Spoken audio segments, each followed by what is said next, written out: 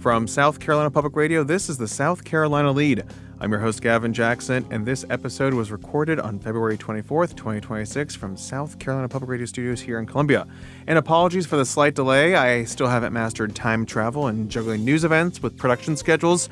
Alas, I was in Greenville for an event on Monday, and we bumped taping till today, but then AT is out with a household full of RSV. Everyone seems to be okay. We are here, and we have a nice little episode of The Lead for you, which continues our coverage of South Carolina's own, the late Reverend Jesse Jackson, with an update on memorial plans. And due to all of our constraints today, we're bringing you the SC Lede book review episode. We have excerpts from two interviews I've recently done with Congressman Jim Clyburn and Camden Mayor Vincent Sheheen on their new books. Also, check out the State House Gavel at scetv.org/thegavel, where Tuesday through Friday, Mylon Schechter and myself bring you recaps, previews, big and small State House moments, meeting schedule highlights, photos, video, and more. And we'll be incorporating some of that into the pod. And of course, we want to incorporate you into the pod. That's why we have the wind down section in our voicemail box at 803-563-7169. Give us a shout. We would love to hear from you. Maybe you guys have RSV going through your homes as well, like AT does. 803-563-7169. Give us a shout.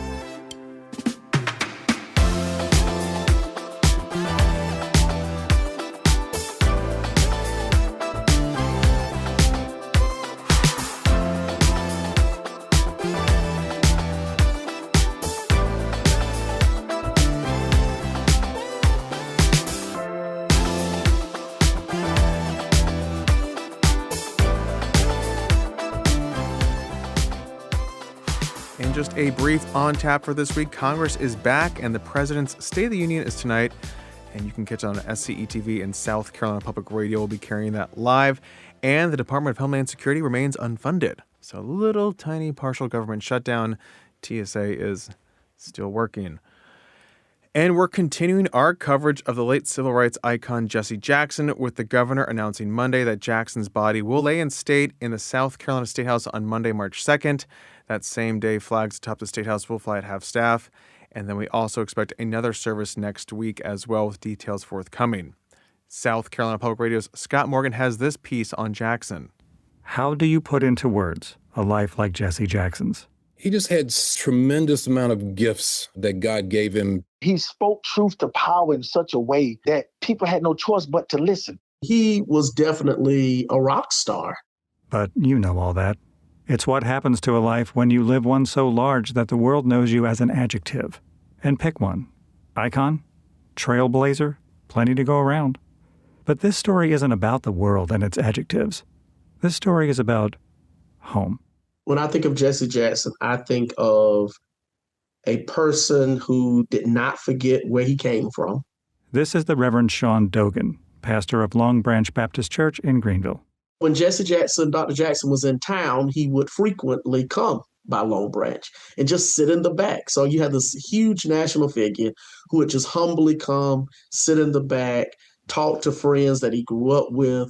Long Branch Baptist is about a mile from where Jackson grew up, went to school, fought his first fights for civil rights. When he first really started getting into civil rights activism was really his participation in the Greenville 8. Greenville City Councilman Ken Gibson. It was Reverend Jackson and 7 high school students, and they went to integrate the Greenville Library. The police arrested them, and then the city decided that rather than allow integration into the library, they would just close all the libraries down. Gibson tells this story because he heard it firsthand from his mother, Lottie. My mother was one of the people who helped organize them in that event. So like I say, we have known, or my family has known Reverend Jackson since he was a little boy, and I have known him since I was a little boy. Willie Mae Taylor knew him since she was a little girl. When I first met him, I was going to school, and he came to the school, and he did a whole lot of talk to try to tell us we could do better. So when he said that, I put my shy to the side. Taylor put her shy so far to the side that she became a model. Today, she volunteers with fellow seniors at Sterling Community Center, which used to be Sterling High School, from which Jesse Jackson graduated. As did Peggy Baxter, who was 4 years ahead of Jackson in school, but didn't really get to know him until she came home to Greenville in 2002. Jesse came to Greenville very shortly after I came back because Greenville County did not have Dr. Martin Luther King Jr.'s birthday as a holiday. Greenville, home of a major civil rights figure, would in fact be the last county in the United States to recognize MLK Day as a holiday. Working with Jackson on the effort to change that, which they did in 2004, launched Baxter's own activism. Voting is a very important issue for me, and I work hard to get people registered to vote and to get them to the polls. It isn't lost on anyone who knew Jesse Jackson personally that his affection for home coexisted with his stature as a world figure who had the ears of presidents and foreign leaders. For Ken Gibson, the reverberations of what Jackson did to advance the causes of justice and equality echo long past the man himself. I can't imagine Barack Obama being president without his run in '88. I can't imagine us having an MLK holiday without him coming and helping to fight for it. He was a remarkable, remarkable, remarkable man with so many gifts and just a dedication to really spend his entire life searching for justice and equality for people who needed it far worse than he did. For Ken Gibson, it's impossible to put into words exactly what Jesse Jackson is leaving behind, especially for people who never knew him. He was a giant, and he is definitely going to be missed. And I don't think that a lot of people really understand all of the doors that he opened. Memorial services for the Reverend Jesse Jackson commence this week. Scott Morgan, South Carolina Public Radio.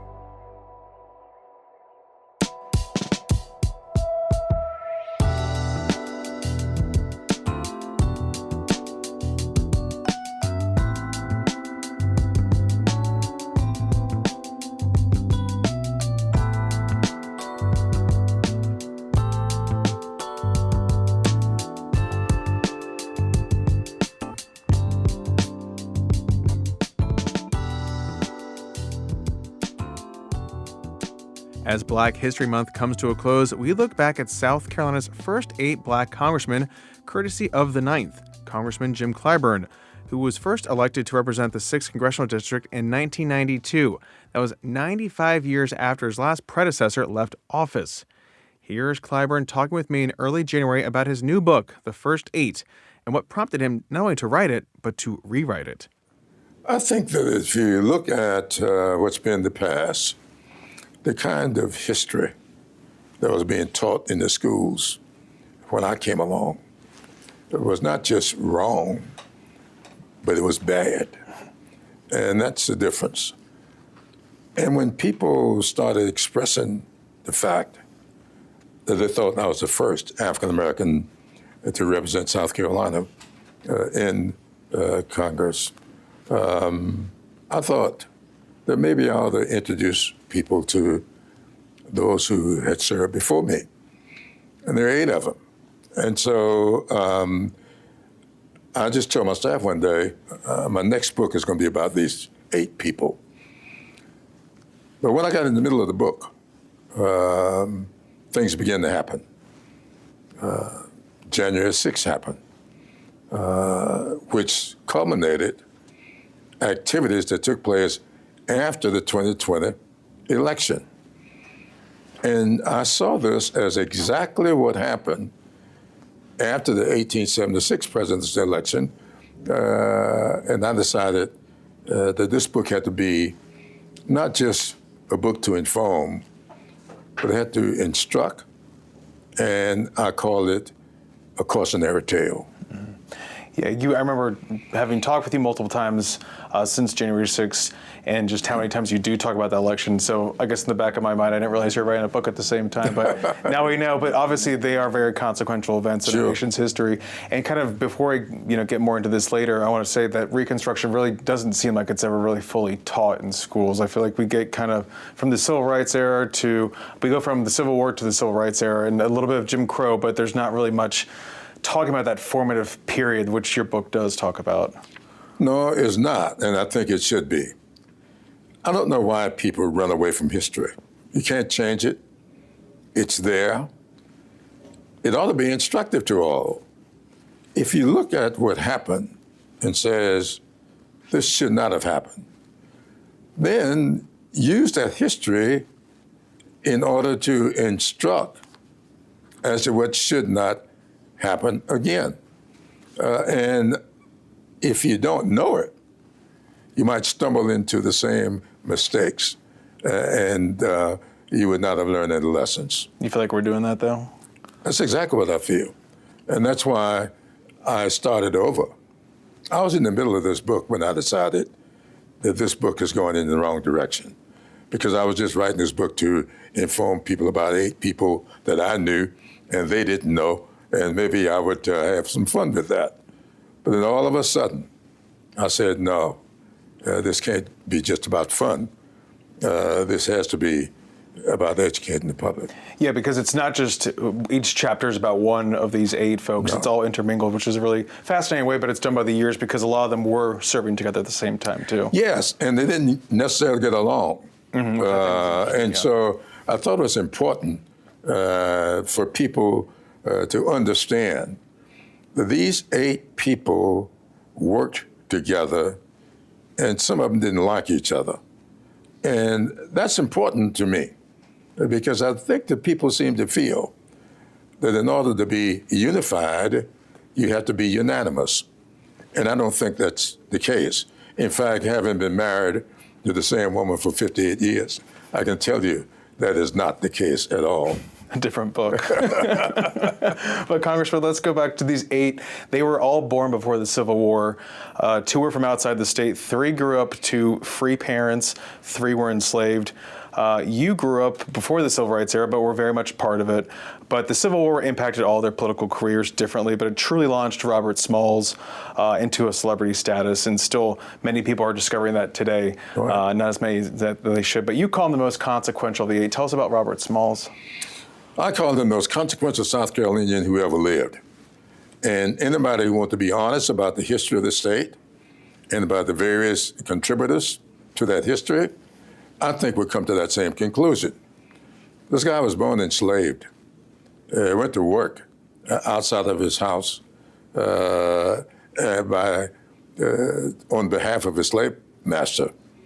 But he, as one writer wrote of him, always yearned to breathe free. And he set about gaining his freedom in a way that nobody else did. He was one that escaped. And he did so in such dramatic fashion. But not only was he escaped, and most people know about Robert Smalls and the planter. They don't know the full history of Robert Smalls when he gained the command of the planter. He became the captain of that ship, and he did so in a very dramatic fashion as well. 6 months after this man had emancipated himself, he was sitting down with the President of the United States in our nation's capital. He was the one, not Frederick Douglass. It was Robert Smalls that got Abraham Lincoln to allow blacks to serve with the Union Army in the Civil War. And that made the difference. That made all of the difference. And Abraham Lincoln said that himself at the end of the war. He said, but for the freedmen, we would not have won this war. And so that is the most consequential thing to have happened to this union, winning the Civil War.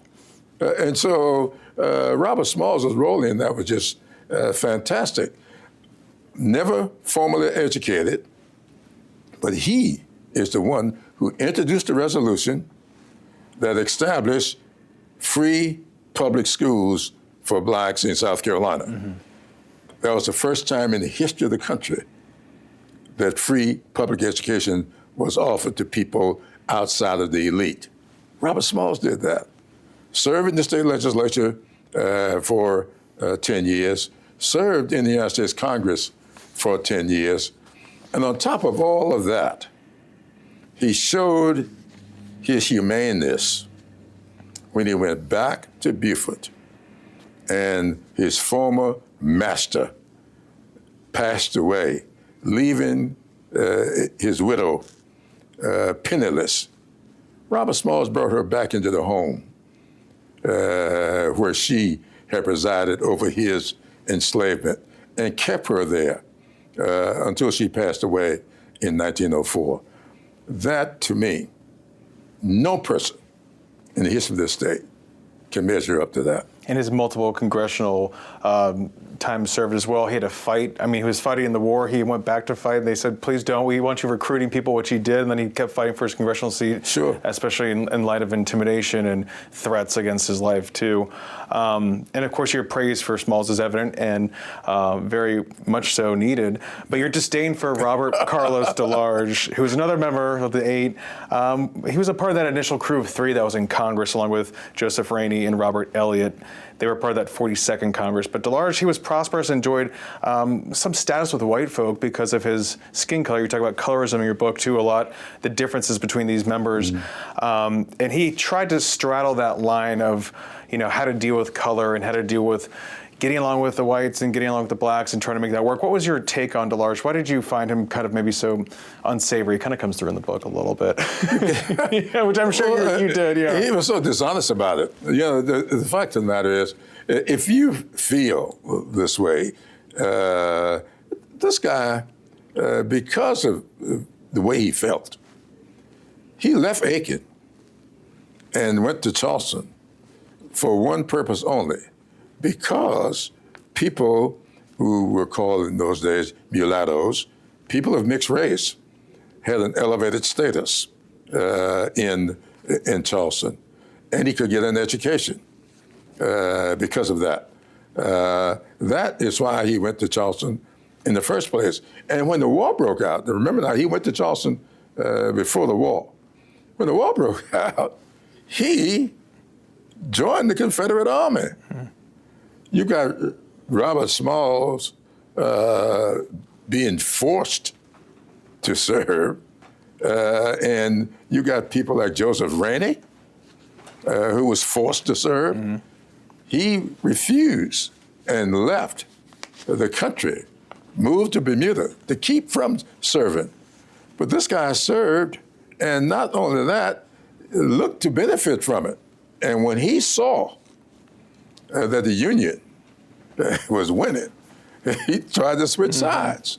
And even after all of this, and he ran for office, it was very clear in that one term that he served that he was trying to take advantage of the skin color issue. And that's why it's going to make some people uncomfortable. But if you read that part of the book, I call it colorism. Because it still exists today. And then there was that gap, the 95 years that we're talking about. Then you being the 9th, you also weave in your journey to Congress as you represented the 6th Congressional District consecutively since 1992. But you mentioned being sworn in as one of 17 blacks. 8 were the first since Reconstruction. Tell me about what you remember from when you got sworn in 1993. It's kind of interesting because of the history.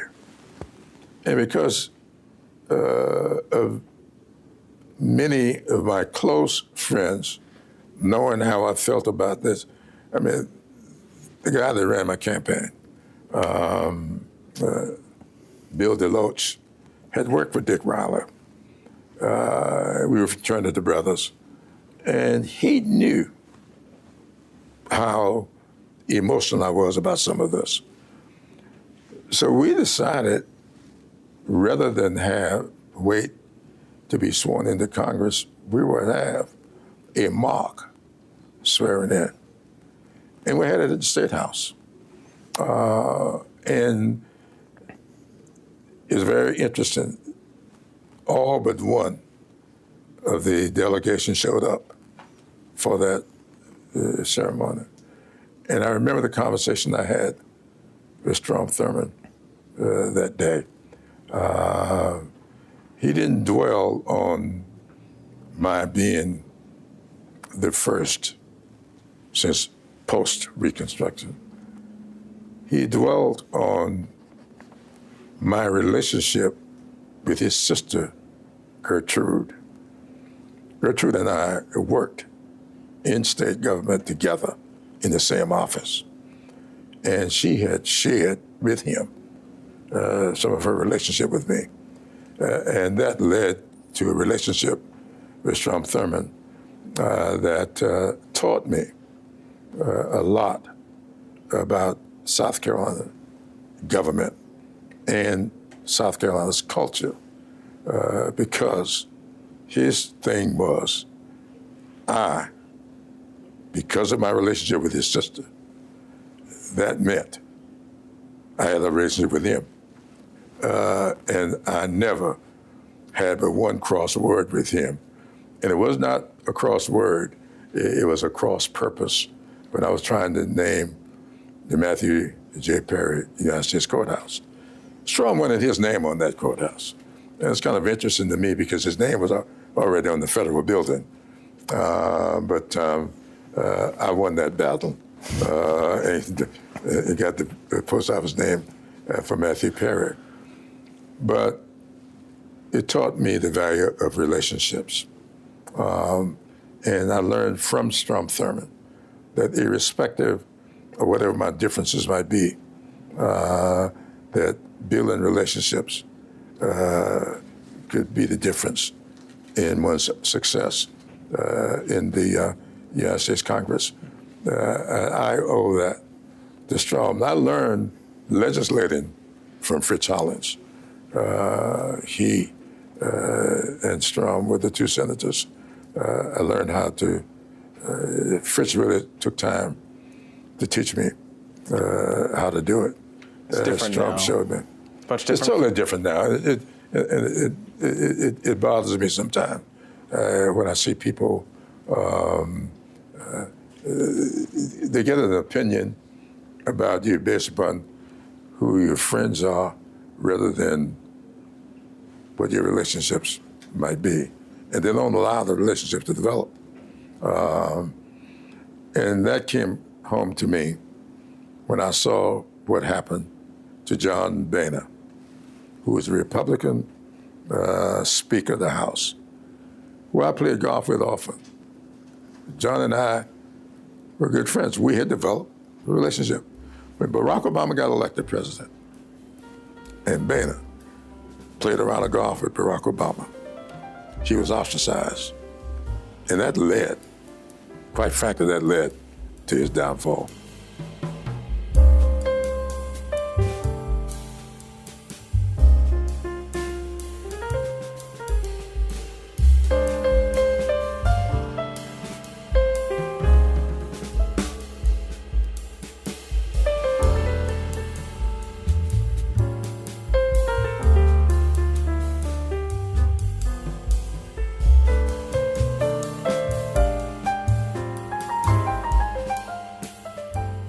And keeping with the South Carolina Lead book review episode, Camden Mayor Vincent Sheheen, a former state senator, spoke with me about his new book, The Concise Guide to South Carolina State Government on This Week in South Carolina, and how out-of-date materials and continuous changes to the state prompted him to write it. Well, I was teaching at USC's Honors College. I taught there for 4 or 5 years. And I was using a book with the class that was, probably 30 years old. I was literally marking out chapters that weren't relevant anymore. And then it was out of circulation. I couldn't find the book anyway. I said to myself, how could no one have written a book about how South Carolina government works with the great changes we've seen over the last 30 years? And I decided to do it. And really, I think the other motivating factor was people just don't pay attention to state government anymore. Everything is nationalized. And I want people to be able to understand their own government. Mm-hmm. And I know you have different titles too, including podcaster, which is Yes. a title we both share. Yes, and that's we what we do. both try and do Proudly. on our podcast is try and Yes. break down that misunderstanding about the Yes. State House, because people don't realize that they have a state representative, state senator Right. that's there working for them. Do you hope that will do that? I in this do, and book? I think ETV is one of the last bastions of covering state government. It's so important. I hope the book itself will say this is how our government works, but not just the academic side, also an insider's view of that. I served in the state Senate for 16 years, the state House of Representatives for 4. This talks about how it really works as well. And when I say really works, I don't mean some scandal. Yeah. I mean really works on a day-to-day basis. And then to make it fun and interesting, I also talk about some seriously interesting figures in state government from years past and how our government came to be what it is, going back all the way to the colonial and pre-colonial eras. And you really drilled down on these agencies and the three different branches. And I want to talk about the executive branch too, because people are always talking about just how weak our governor is compared to the legislature. Can you give us some background on that and just how it seems like the governor has actually clawed back some power bit by bit? We're talking about appointments, but how does that stand right now? So one of the purposes of this book was to really push back on some of what I would say are the common thoughts we have, because historically the governor was super weak in South Carolina. Talk about it in the book when the governor was first established in the colonial period and post-colonial period rather. The governor served 2 years, was elected by the General Assembly. Why was that so? It was because our people hated the crown, hated the king, hated the lord proprietors who had been in charge of the colony. They did not want consolidation of power. They wanted power in the elected officials who were closest to the people, and that was the legislature. That continued through really until the modern era, through different governing structures, through the Civil War, Reconstruction, post-Reconstruction. But what has happened in the last 30 to 40 years, starting off with John Carl West, who was from Camden, and Dick Riley, and legislative leaders, and Carroll Campbell, and Mark Sanford, and into the future, was that we saw governors really become powerful, and they are very powerful now in South Carolina. Governors can serve 2 terms. They serve 4-year terms. That's not how it started. They now select their lieutenant governor. They appoint the adjutant general. Those used to be elected.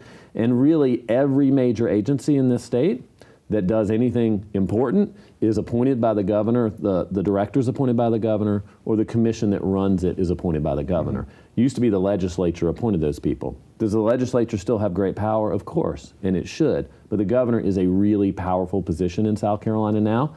And I would say it's probably, in my opinion, about average from around the states. There are some with weaker governors, and there are some with even stronger. To that end, talk about the legislative branch. We have less than 5 minutes. I mean, you were there, like we said, up through 2020, from 2001 in the House and the Senate, so you get both of those perspectives. How much have those institutions changed, maybe in your time, and then also maybe you take the historic perspective? Is it really down to leadership there? Is it because of party makeup? I mean, I feel like you might have a little more contentiousness when those margins were slimmer, and now, again, you have these super majorities. Yeah, I think things ebb and flow, and I learned that from the book. When Tillman was ascendant, he ran everything, and the Tillmanites ran everything. They were Democrats, but they threw out the Democrats that were there before them. So we kind of see that now again in one-party rule with Republicans. We have the Freedom Caucus and what we would call the traditional Republicans fighting. I think the one constant in the book is that we are a one-party state. There was about a maybe 20 to 30 year period from 1975 to 2000, we'll say 2010, when I ran for governor, when the parties, either party could have been elected to statewide office, and the General Assembly makeup was contentious or close. But I think the consistent in the book you'll see is that we truly are a one-party state. I think that honestly goes back to the racial divide in the state and how that is played out in politics, whether consciously or subconsciously. The General Assembly has changed as well. It used to be we had 1 senator per county. The federal government ruled that unconstitutional, and so now we don't. We are more proportional. But we still have a Senate where things tend to work slower, and a House where things tend to work quicker. So there's continuity as well as change. But before we get out of here, I want to talk about the judicial branch, because you mentioned how judges have been reelected easily absent allegations of incompetence, scandal, or bad behavior, which helps foster that nonpartisan nature of the judiciary. Is that changing, especially in terms of what we're seeing play out maybe right now with the current state Supreme Court race for Justice John Cannon Few's seat? That's happening March 4th in the State House. We're seeing some divisions there. I don't know if you want to weigh in on that, or if you want to look maybe more historically, but just how we approach the judicial branch in South Carolina. Well, in recent years, there's been a lot of heat about the legislature electing the judicial branch. One of the things to talk about in the book, though, is that, first of all, that is very historic, and it was related to the formation of this country. But secondly, the result has been a nonpartisan judiciary. Like, you don't know if a judge is Republican or Democratic. We don't have Obama judges and Trump judges in South Carolina's judiciary because they need to attract votes from Democratic and Republican members of the General Assembly. And so they tend to be just lawyers who work hard and are willing to go and try to be a judge, which has been a real positive. Not a lot of scandal compared to other states where they maybe run in public elections and have to raise money, or they're campaign donors to a governor. But one of the things that has made that work is the General Assembly has re-elect judges traditionally unless there's been some major problem, scandal, et cetera. You're right, there's a Supreme Court race right now where a sitting incumbent justice may not win re-election. That is different from what we have seen in the past. I think part of that is likely personality driven, but are things changing? Maybe, maybe not. I think by and large this is probably a one-off. And I think the best telling point of that is that a former democratically elected African-American General Assembly member was the Chief Justice of our state while Republicans controlled it. And that was because the tradition was the most senior sitting justice would become the Chief Justice. And my former colleagues in the General Assembly respected tradition. Everyone who is interested in state government should grab a copy of that book. It's up there with the annual legislative manual that is a great resource for navigating state government. And for more of those interviews, you can head over to youtube.com/@SCETV News and hit that subscribe button while you're there, guys. Do us a favor. And thank you for listening to the pod. You guys can show us your appreciation by leaving us a review on Apple Podcasts or wherever you get your podcasts, or a voicemail at 803-563-7169. We love hearing from you. And you can stay up to date with the latest news on SCETV.org and SouthCarolinaPublicRadio.org. And don't forget to support your local newspapers. The South Carolina Lead is a production of South Carolina Public Radio. Our producer is A.T. Shire. Amy Crouch is our supervising producer. Sean Birch is our executive producer. This podcast is produced with support from PRX and is made possible in part by a grant from the John S. and James L. Knight Foundation, as well as listener contributions to the ETV Endowment of South Carolina. For the South Carolina Lead, I'm Gavin Jackson. Be well, South Carolina.